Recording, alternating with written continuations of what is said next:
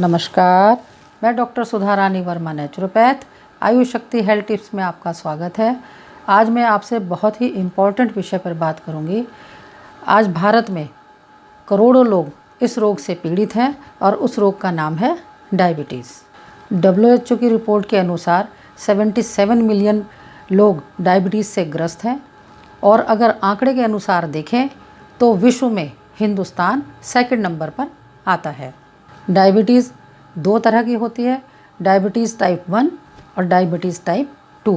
तो जो diabetes type 1 होती है वो इंसुलिन डिपेंडेंट होती है और जो डायबिटीज़ टाइप 2 होती है उसमें इंसुलिन लेने की ज़रूरत नहीं पड़ती। जब उम्र बढ़ जाती है, उम्र बढ़ने के साथ जब डायबिटीज़ होती है तो कभी कभी इंसुलिन लेने की ज़रूरत पड़ती है। जो भोजन हम करते हैं या जो मीठा हम खाते हैं उसको पचाने के लिए जो पैनक्रियास से रस निकल के आता है उसे इंसुलिन हार्मोन कहते हैं। अगर ये हार्मोन निकलना बंद हो जाए या कम हो जाए तो शुगर की प्रॉब्लम आती है। टाइप 1 डायबिटीज़ अक्सर 25 साल से कम उम्र वाले बच्चों में दिखाई देती है, क्योंकि जिनके माता पिता दोनों को डायबिटीज़ होती है उन्हीं के बच्चों में डायबिटीज़ टाइप 1 दिखाई देने लगती है। उन्हें ही इस रोग की होने की संभावना ज़्यादा दिखाई देती है।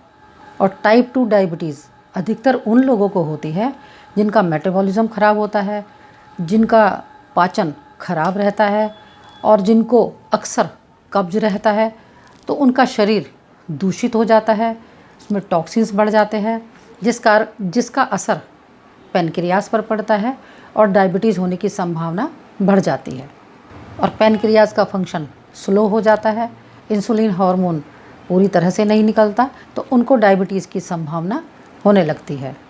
शरीर में इकट्ठा होने वाले दूषित पदार्थ अधिकतर दूषित आंतों की वजह से आते हैं, क्योंकि कब्ज के कारण आंतों में मल इकट्ठा होने लगता है और जब मल इकट्ठा होता है तो वो सड़ने लगता है, तरह तरह के विष पैदा होते हैं और यही कारण है कि पैनक्रियाज अफेक्टेड होने लग जाता है। तो शरीर की यह दूषित अवस्था ही मधुमेह का कारण बनती है।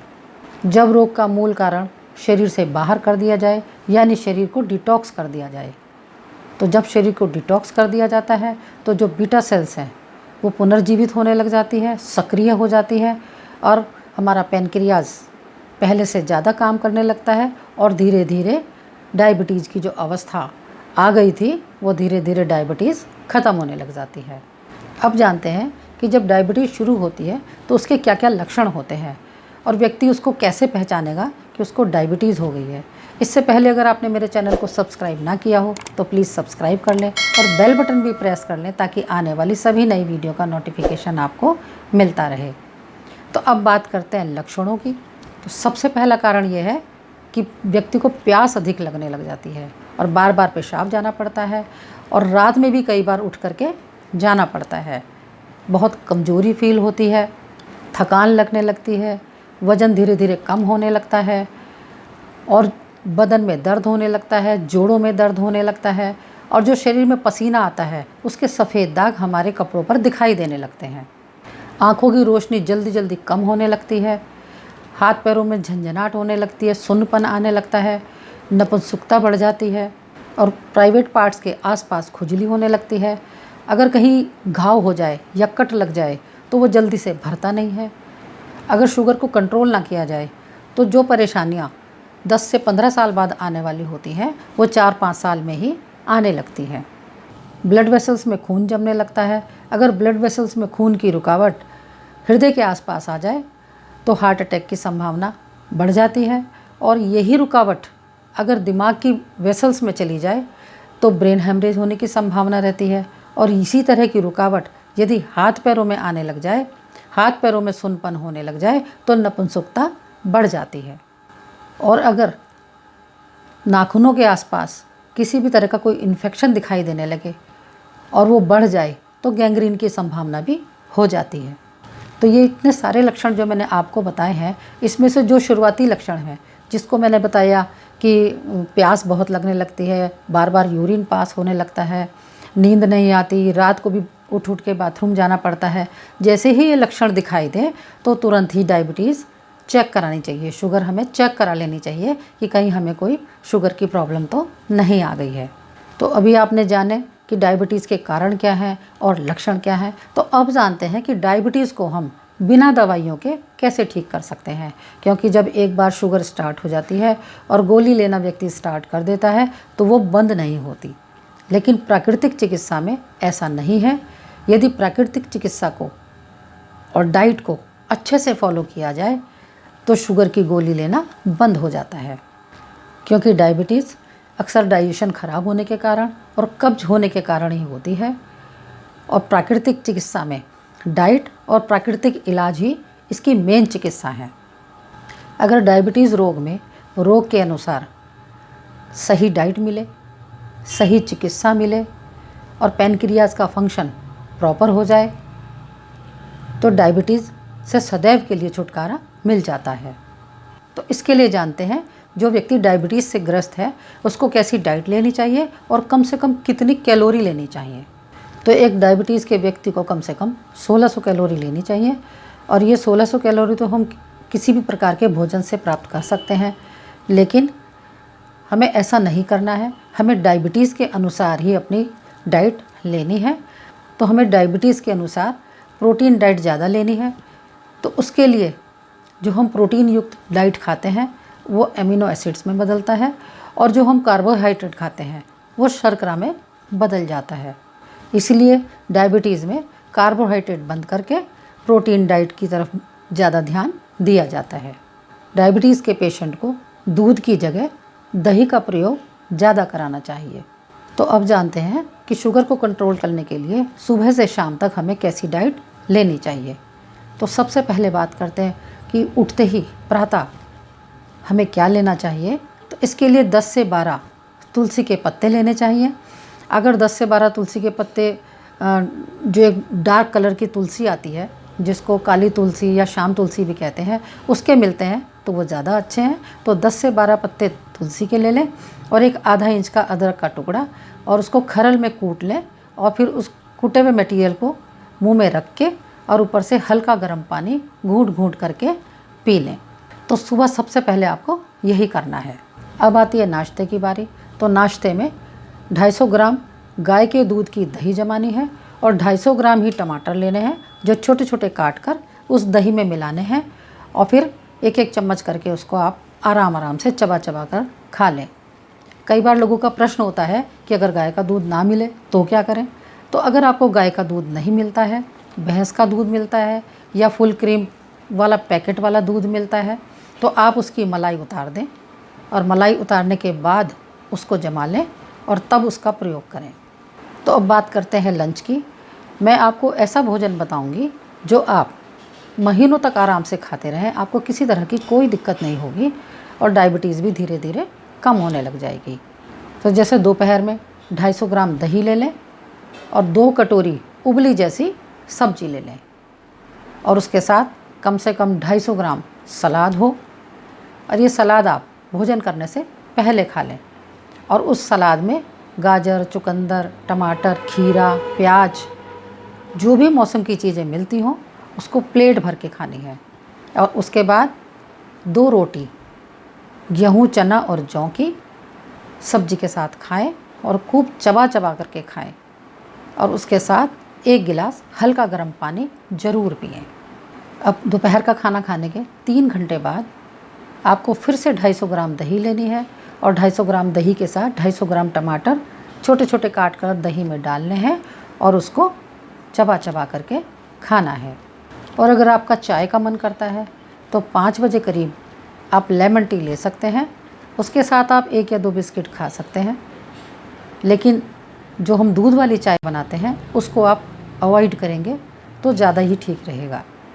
और रात का भोजन दोपहर के जैसे ही करना है, लेकिन बस दही नहीं खानी है। रात को दही अवॉइड करनी है और कोशिश करें कि रात का भोजन आप 8 बजे तक खा लें।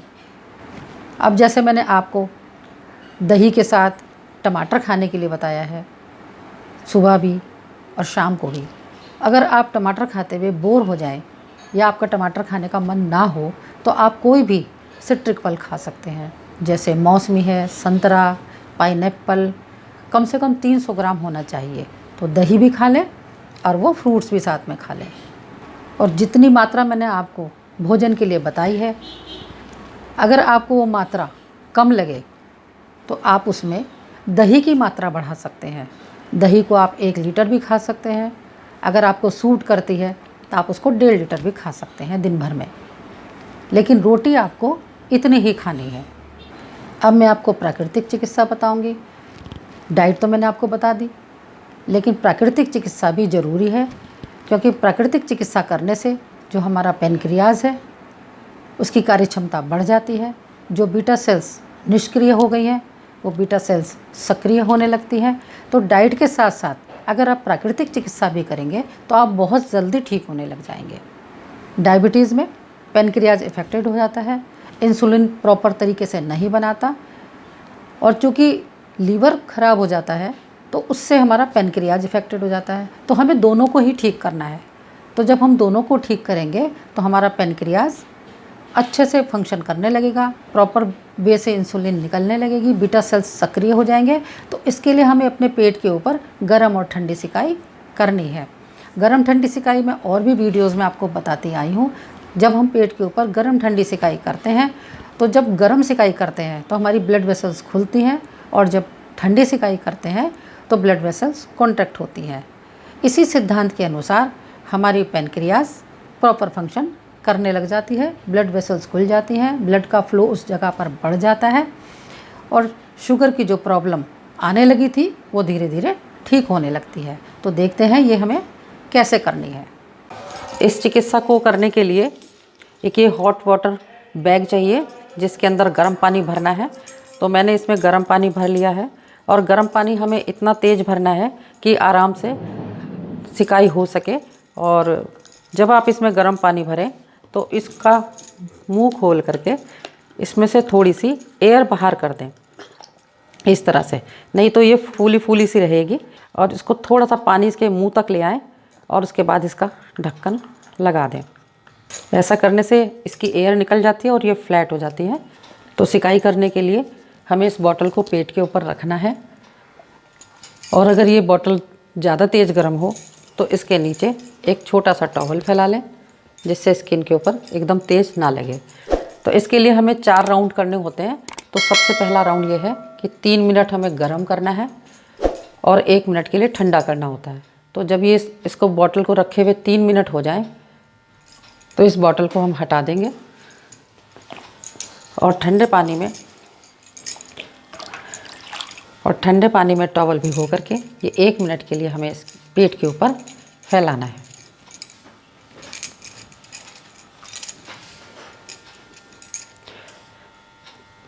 जब आधा मिनट हो जाए तो इसको पलट दें, क्योंकि इधर से टॉवल गर्म हो जाता है। और जब पूरा 1 मिनट हो जाए तो इस टॉवल को हटा दें और फिर से ये गर्म बॉटल सिकाई करने के लिए रख दें। और फिर हमें दूसरा राउंड करना है, 3 मिनट गर्म करना है और 1 मिनट के लिए ठंडा करना है। तो जब 3 मिनट पूरे हो जाएं तो इस बॉटल को हटा दें और 1 मिनट के लिए ये ठंडा टॉवल फिर से रख दें। और जब आधा मिनट हो जाए तो इसको पलट दें, और जब 1 मिनट पूरा हो जाए तो इसको टॉवल को हटा दें। इस तरह से हमें 4 राउंड करने हैं और हमारी ये सिकाई पूरी हो जाएगी। और जब सिकाई करें तो पेट बहुत भरा हुआ नहीं होना चाहिए, पेट खाली होना चाहिए। अगर आपने नाश्ता कर लिया है तो 1 से 1.5 घंटे बाद करें, और अगर खाना खा लिया है तो करीब 3 घंटे बाद इस सिकाई को कर सकते हैं। और अगर आपके घर में ये वाली हॉट वाटर बैग ना हो और इस टाइप का जो जेल वाली बॉटल है अगर ये हो, जो इलेक्ट्रिक से इसको हॉट गर्म कर लेते हैं, तो इससे भी हम सिकाई कर सकते हैं, क्योंकि ये भी हमारे पेट पर पूरी तरह से आ जाती है। तो अभी जो मैंने आपको ये गर्म ठंडी सिकाई बताई है ये आपको सुबह करनी है। इसके अलावा मैं एक और चिकित्सा बताती हूँ जो वो भी बहुत आसान है, और वो भी पेट के ऊपर गर्म ठंडी पट्टी बांधने की चिकित्सा है। तो हमें ये 2 चिकित्सा रोज़ाना करनी है।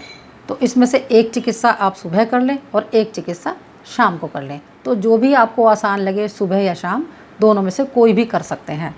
दूसरी चिकित्सा भी आसान है। इसमें हमें पेट के ऊपर गर्म ठंडी पट्टी बांधनी है। जब गर्म ठंडी पट्टी बांधते हैं तो हमारे जितने भी ऑर्गन्स हैं वो सब सक्रिय हो जाते हैं, और हमारा जो पैनक्रियाज है वो प्रॉपर फंक्शन करता है और सारी समस्याएं ख़त्म होने लगती हैं, डायबिटीज़ ठीक होने लगती है।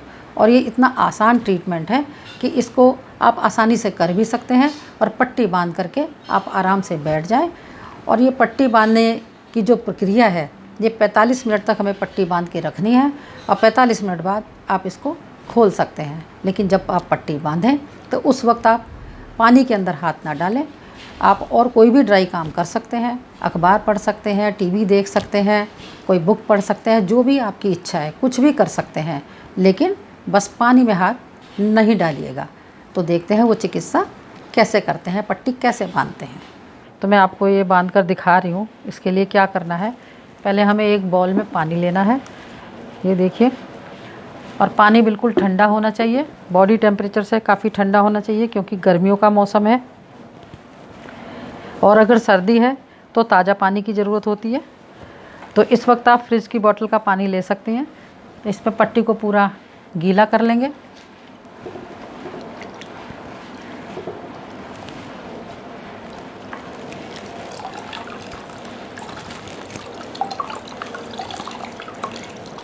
और इसको ऐसे कस के निचोड़ लेंगे।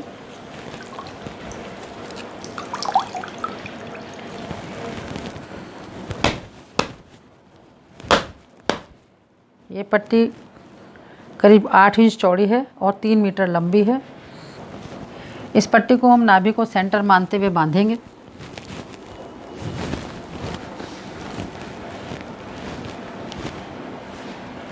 हमें ऐसे बांधनी है कि ना बहुत ज़्यादा टाइट हो कि ब्लड सर्कुलेशन रुके और ना ढीली हो जो ये खुल जाए।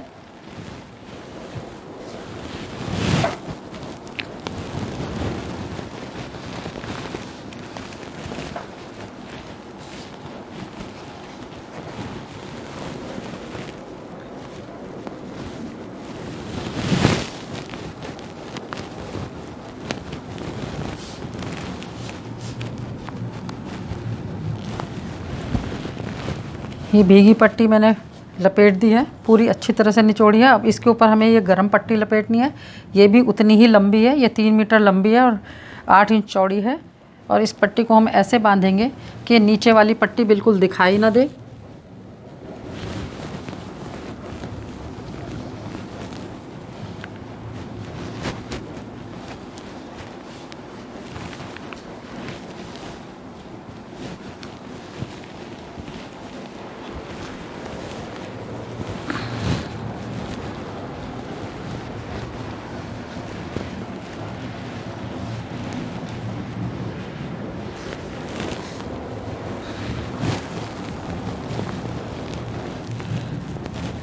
पट्टी के एंड में एक ये नाड़ा लगा हुआ है 1.5-2 मीटर।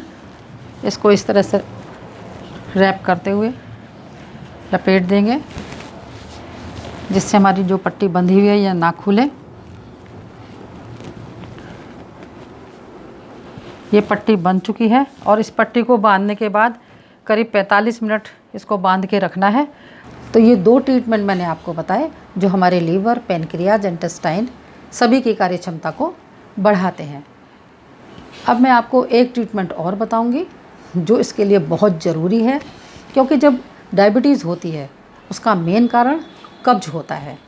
अक्सर उन व्यक्तियों को कब्ज की शिकायत बहुत ज़्यादा रहती है और कब्ज की वजह से ही डायबिटीज़ होने लग जाती है, पैनक्रियाज अफेक्टेड हो जाता है, क्योंकि आंतों में दूषित जो विष भरे होते हैं उसका असर हमारे पैनक्रियाज पर पड़ता है।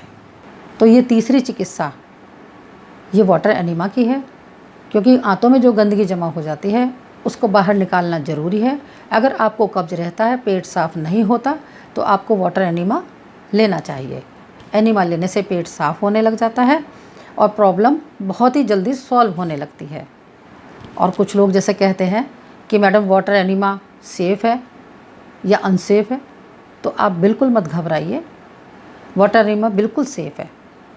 इसमें कोई अनसेफ की बात नहीं है, ये केवल पानी है और जो आपके कॉलन वाले पार्ट को क्लीन करके ले आता है। तो इसमें किसी भी तरह की कोई दिक्कत नहीं है। और जब भी आपका पेट साफ़ ना हो तब आप एनीमा ले लें, रोज़ लेने की बात मैं बिल्कुल नहीं कर रही हूँ। तो इसका लिंक मैं डिस्क्रिप्शन बॉक्स में डाल दूँगी, आप देख लीजिएगा। इसके अलावा डायबिटीज़ को कंट्रोल करने के लिए योगासन और प्राणायाम बहुत ज़्यादा ज़रूरी है।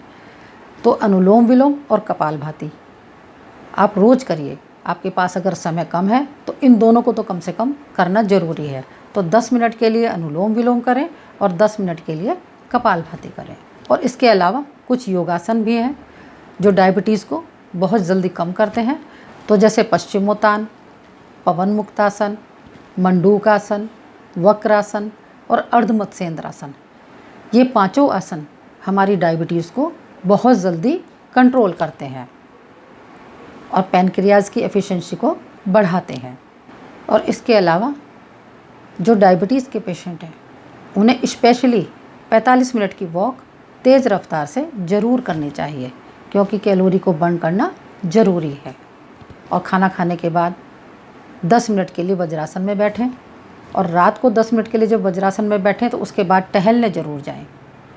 और अगर आप टहलने नहीं जा सकते तो ऐसा कहा जाता है कि भोजन भी ना करें, भोजन को स्किप कर दें। जितनी भी बातें मैंने इस वीडियो में आपको बताई है, अगर आप उसको फॉलो करते हैं, डाइट, योगासन, ट्रीटमेंट, तो 100% आपकी गोली छूट जाएगी और आपको डायबिटीज़ से मुक्ति मिल जाएगी।